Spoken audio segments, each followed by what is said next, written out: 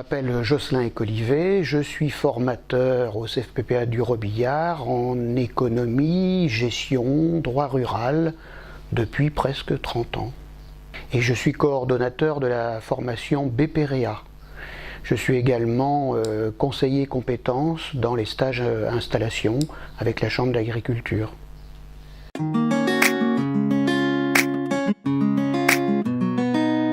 Alors en fait le point de départ de tout ça, c'est la rencontre avec chaque candidat et la présentation de leur projet professionnel. Et donc cette phase est importante parce qu'elle permet de définir un projet, souvent d'installation agricole, très précis. Et on va faire ensemble le plan individuel de formation, mais qui doit coller exactement au projet professionnel du futur agriculteur. Et nous irons chercher les ressources correspondantes. Une adaptation au projet technique, mais il peut y avoir aussi une adaptation par rapport à la formation ou au métier qu'exerce déjà le candidat.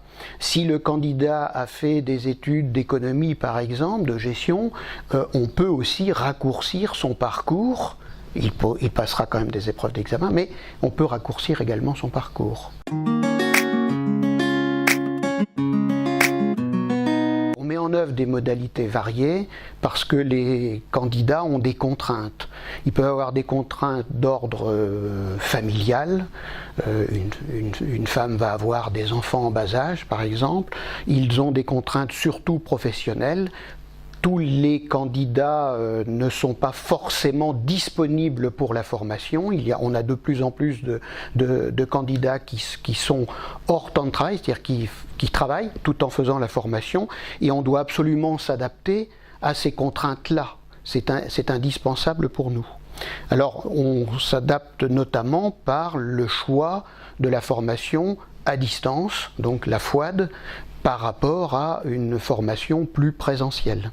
Je rajouterai qu'il y a également une adaptation en matière de contraintes sur la durée de formation, puisque un candidat qui a besoin par exemple du BPREA, s'il travaille, il y a peu de chances qu'il obtienne la totalité du diplôme en une année, c'est beaucoup trop difficile à obtenir, et on va pouvoir programmer la formation, non pas sur 1 an, mais sur 2 ans, voire pourquoi pas sur 3 ans.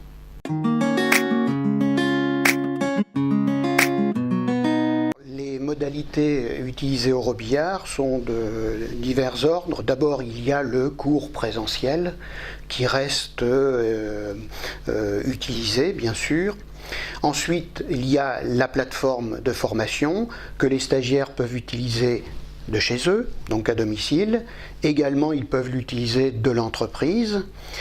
Il y a également des regroupements. Alors ces regroupements peuvent être obligatoires, c'est-à-dire que chaque mois, 1 journée par mois, les stagiaires du Robillard doivent venir en centre de formation pour vérifier des connaissances ou bien pour introduire un autre thème. Et il y a aussi des regroupements facultatifs qui portent généralement sur l'intervention d'une personne extérieure, un banquier, un notaire, la DDTM, etc. Mais ça reste facultatif. Ensuite, il y a également comme modalité le stage en entreprise, des classes virtuelles qui permettent de s'entretenir avec un groupe de stagiaires sur un thème particulier.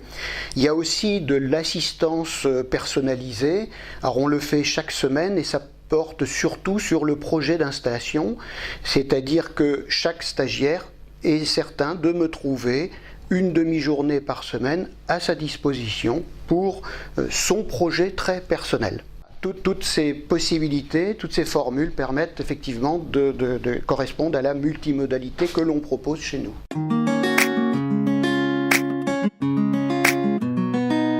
Oui, alors elles visent des compétences, certes elles servent aussi à valider un diplôme, mais elles sont bien découpées en compétences avec des blocs.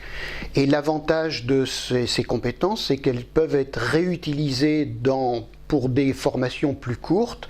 Par exemple, on se sert de certaines compétences, notamment en gestion, dans le CE3P qui est fait dans le Calvados.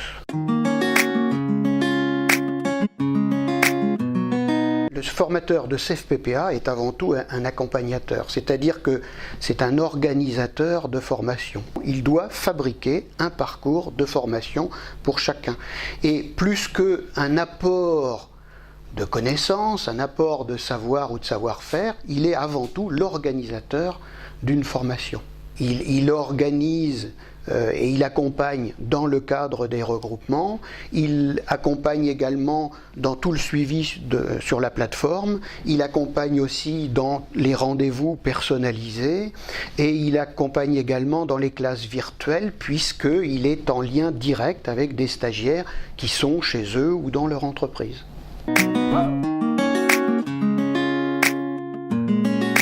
Le système multimodal est important parce que ça permet déjà de répondre à la demande d'individualisation des candidats, des stagiaires. C'est important aussi parce qu'aujourd'hui, les stagiaires savent utiliser le numérique, ont l'habitude d'utiliser le numérique, et donc c'est possible. Et puis également, l'utilisation de la multimodalité va dans le sens de la notion de compétence. Tout ce système multimodal va dans le sens de la réforme de la formation professionnelle.